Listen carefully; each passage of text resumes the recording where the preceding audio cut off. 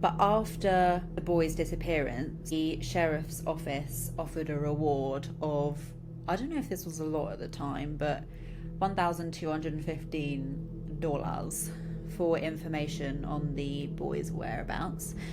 So as you can imagine, thousands of reports came in of where they were. Even some not in America started to come through, including that they were spotted at Miami airport or walking into a movie theatre in Canada, one of which was a woman who worked at a petrol station in Brownsville. Now, this was quite an interesting report, and there was another one that was quite interesting. But this lady said, yeah, she worked at a petrol station, and it was one of the towns that the boys would have actually had to turn down to start travelling towards the Plumas National Forest. She said she saw a car pull up, and she saw two guys that she thought had learning difficulties because they were grinning and exuberantly waving at her. She thought by that they must have learning difficulties. As she started walking in, she saw two other men standing in a phone booth outside of the store.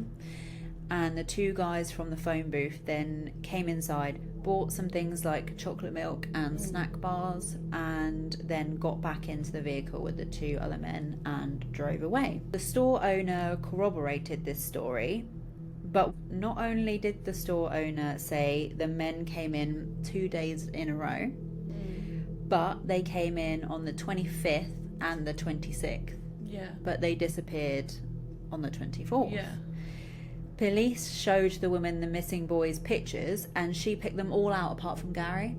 Okay. So Gary wasn't there, but apparently the other four men were. But if that was the case, why would they have come back to the store 2 days in a row, not contacted any family members, yet they were at a payphone? And then they left Gary up the mountain, then drove back up the mountain? And the day after the snowstorm hit.